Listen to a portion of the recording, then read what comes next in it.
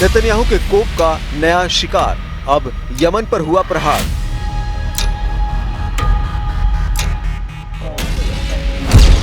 Gaza और Syria के बाद यमन पर बरपा आईडीएफ का कहर। हूथी प्रधानमंत्री समेत कई नेताओं के मारे जाने की खबर।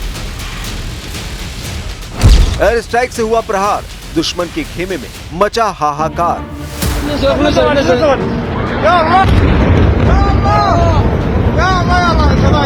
यमन का आसमान बारूदी शोलों से धधक उठा है।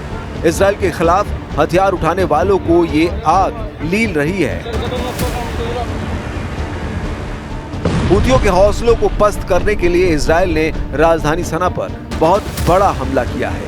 यह हमला इतना बड़ा है कि ईरान समर्थित मिलिशिया में हड़कंप मच गया है, क्योंकि इस हमले के जरिए इजराइल की एयरफोर्स ने यमन में जिन ठिकानों को टारगेट किया, वहां बड़े बड़े नेताओं की मौजूदगी बताई जा रही है।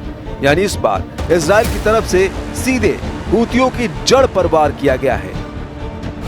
और अब दावा किया जा रहा है कि इस हमले में हूथियों के प्रधानमंत्री अहमद गालिब अल रहवी मारे जा चुके हैं। राजधानी सना में की गई एयर स्ट्राइक में गालिब अल रहवी के अंत की पटकथा लिखी गई। हूथी नेताओं को टारगेट करते हुए इस हमले की जानकारी यमन के अखबार यमन अल रद ने दी है। बताया जा रहा है कि यह हमला सना के एक रिहायशी इलाके में मौजूद एक घर में किया गया। इजरायली पोर्टल वाईनेट के हवाले से पता चला है, जिस वक्त यह हमला हुआ उस वक्त हूथी प्रधानमंत्री अल रहवी समेत कई बड़े हूथी अधिकारी वहां मौजूद थे। इस दौरान इजरायली एयरफोर्स ने बेहद सटीक निशाना साधते हुए इस ऑपरेशन को अंजाम दिया, जिसमें अल रहवी की मौत हो गई। सूत्रों के मुताबिक इस हमले में हूथी शासन की कमान संभाल रहे कई और बड़े नेता भी मारे गए हैं। कौन थे अहमद गालिब अल रहवी? हूथी सरकार में प्रधानमंत्री का पद संभाल रहे रहवी को ईरान समर्थित विद्रोही शासन का सबसे मजबूत राजनीतिक चेहरा माना जाता था। अंतर्राष्ट्रीय मंचों पर हूथी आंदोलन का राजनीतिक पक्ष रखने की जिम्मेदारी उन्हीं पर थी।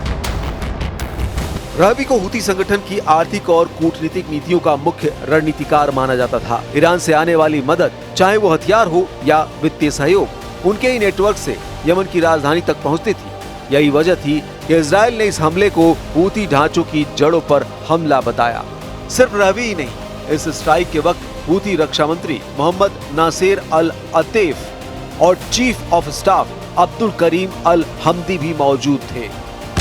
सूत्रों के मुताबिक ये सभी एक गुप्त बैठक के लिए इकट्ठा हुए थे, जहां भविष्य की सैन्य रणनीति पर चर्चा हो रही थी।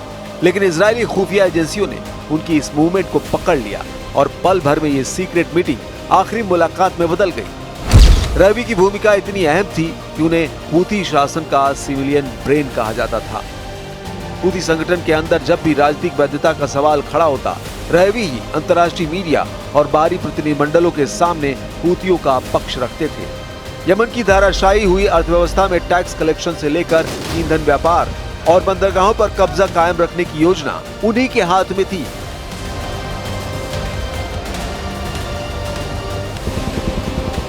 इसी कारण रहवी की मौत को हूथियों के लिए सबसे बड़ा झटका माना जा रहा है। उनके साथ साथ रक्षा मंत्री और चीफ ऑफ स्टाफ के मारे जाने से हूथी शासन की सैन्य और राजनीतिक कमान एक साथ हिल गई है। एक्सपर्ट्स मानते हैं कि हूथियों को अब न केवल नए नेताओं की तलाश करनी पड़ेगी, बल्कि ईरान से आने वाले फंड और हथियारों का जरिया भी प्रभावित हो सकता है। ये पहला मौका है जब इजराइल ने सीधे हूथी सरकार की सबसे ऊंची परत को टारगेट पर लिया है। गाजा और सीरिया के बाद यमन पर यह हमला एक संदेश भी है कि इजराइल अपनी सुरक्षा के लिए किसी भी हद तक जा सकता है। नेतन्याहू ने भी साफ कहा है कि जो हमें मारना चाहेगा हम उसे मारेंगे, जो हमें धमकी देगा उसका जवाब देंगे। משטר הטרור החותי לומד בדרך הקשה שהוא ישלם ומשלם מחיר כבד מאוד על התוקפנות שלו נגד מדינת ישראל. מי שתוקף אותנו, אנחנו תוקפים אותו. מי שמתכנן לתקוף אותנו, אנחנו תוקפים אותו. אני חושב שהאזור כולו לומד את עוצמת היד והנחישות של מדינת ישראל.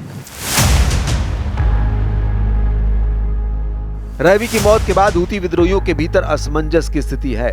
सना की सड़कों पर सन्नाटा है और लोगों के बीच दहशत है कि आने वाले दिनों में और भी बड़े हमले हो सकते हैं। हूथी प्रवक्ता भले ही इसे शहादत का नाम दे रहे हों, लेकिन असलियत यही है कि संगठन की रीढ़ पर सीधा वार हुआ है।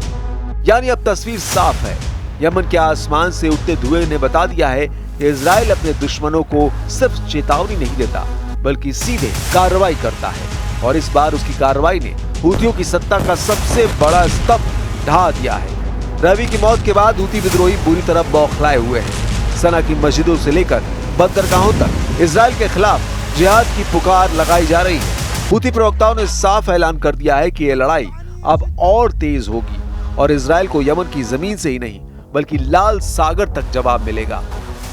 हूथियों ने दावा किया कि उनके पास अभी भी बैलिस्टिक मिसाइलें, ड्रोन्स और क्रूज मिसाइलों का बड़ा जखीरा मौजूद है। बीते 24 घंटे में इजराइल की ओर से दागी गई कई मिसाइलों को आयरन डोम और एरो डिफेंस सिस्टम ने हवा में ही नष्ट कर दिया। लेकिन हूथी इस बात का प्रचार कर रहे हैं कि उन्होंने इजराइल के हालात और अशदोद जैसे बंदरगाहों को निशाना बनाने की कोशिश की। यानी रवी की मौत के बाद अब हूथियों ने मिसाइल जंग को और तेज कर दिया है। जानकार मानते हैं कि हूथी अब सिर्फ यमन तक सीमित नहीं रहेंगे। लाल सागर में चल रहे इंटरनेशनल शिपिंग को टारगेट करना उनका पहला मकसद हो सकता है। पहले भी हूथियों ने कई कार्गो शिप और ऑयल टैंकर पर ड्रोन अटैक किए थे, जिससे पूरी दुनिया की सप्लाई चेन हिल गई थी। इसी खतरे को देखते हुए अमेरिका और ब्रिटेन ने भी लाल सागर क्षेत्र में अपने नेवी जहाजों की मौजूदगी बढ़ा दी है।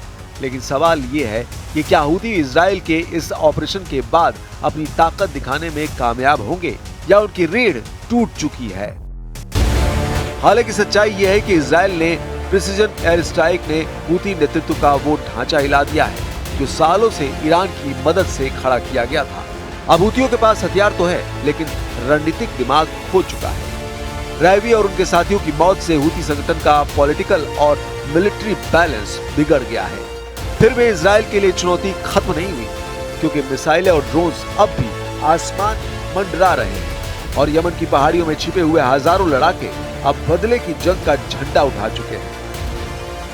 अंतर्राष्ट्रीय विश्लेषकों के मुताबिक आने वाले हफ्तों में यमन से इजराइल की तरफ मिसाइल और ड्रोन अटैक और बढ़ेंगे। यानी तस्वीर साफ है, रवी की मौत ने हूथियों को भीतर से तोड़ा है, लेकिन उनका जवाब और भी आक्रामक हो सकता है।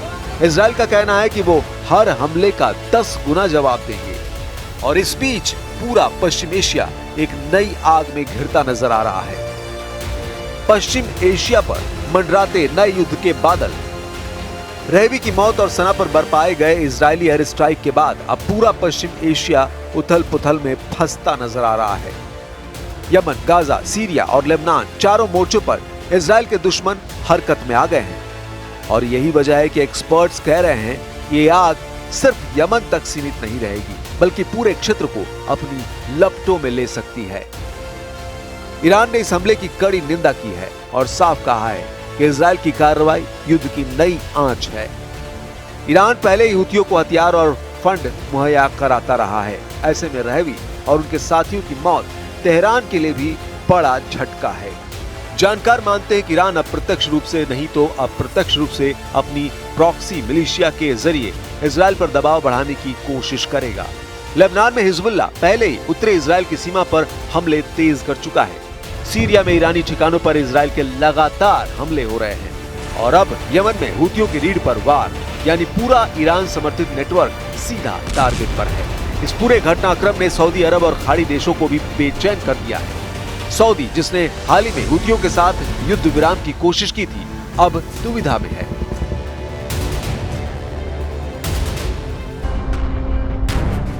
क्योंकि एक तरफ वो ईरान के साथ टकराव से बचना चाहता है, तो वहीं दूसरी तरफ लाल सागर में हूथियों की बढ़ती दहशत उसकी अपनी तेल आपूर्ति और शिपिंग रूट्स के लिए खतरा बन चुकी है। अमेरिका ने इजराइल के ऑपरेशन का बचाव किया है और हूथियों को आतंकी संगठन कहकर चेतावनी दी है। अमेरिकी नौसेना के युद्धपोत पहले से ही लाल सागर और अदन की खाड़ी में गश्त बढ़ा रहे हैं। ब्रिटेन ने भी अपने एयरबेस और ड्रोन स्क्वाड्रन की तैनाती तेज कर दी है। लेकिन संयुक्त राष्ट्र ने चेतावनी दी है कि अगर ये आग और फैलती है तो इसका असर पूरी दुनिया पर पड़ेगा। खासतौर पर तेल और गैस की कीमतों में उछाल, शिपिंग कॉरिडोर पर संकट और लाखों शरणार्थियों का नया पलायन पश्चिम एशिया को एक बार फिर युद्ध की अंधेरी सुरंग में धकेल सकता है। इस बीच यूएन महासचिव ने कहा है, यमन से लेकर गाजा तक फैली हिंसा सिर्फ क्षेत्रीय नहीं बल्कि वैश्विक संकट में बदल सकती है।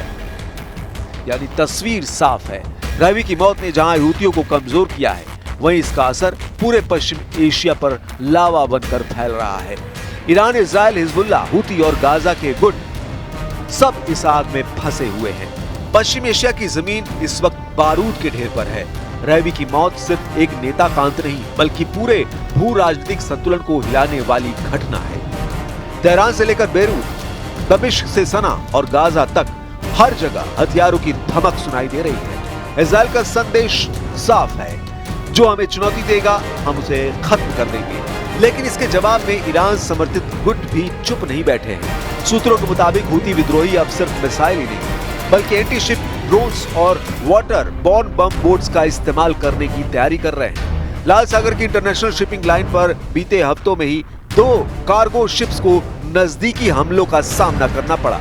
विशेषज्ञों का कहना है कि अगर ये सिलसिला बढ़ा तो तेल टैंकर और मालवाहक जहाज वैश्विक बाजार तक नहीं पहुंच पाएंगे। इसका असर सीधे भारत, चीन और यूरोप की सप्लाई चेन पर पड़ेगा।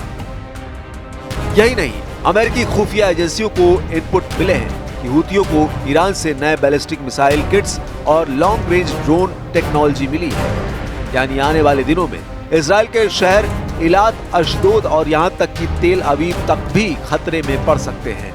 संयुक्त राष्ट्र ने चिताया है कि अगर यमन से मिसाइलों की बरसात और गाजा लेबनान से हमले एक साथ बढ़े तो पूरा क्षेत्र मिनी वर्ल्ड वॉर की शक्ल ले सकता है। फिलहाल तस्वीर यही है, गोला बारूद की गूंज, मिसाइलों की गर्जना और बारूदी आग ने पश्चिमी एशिया को एक और बड़े युद्ध के मुहाने पर ला खड़ा किया है।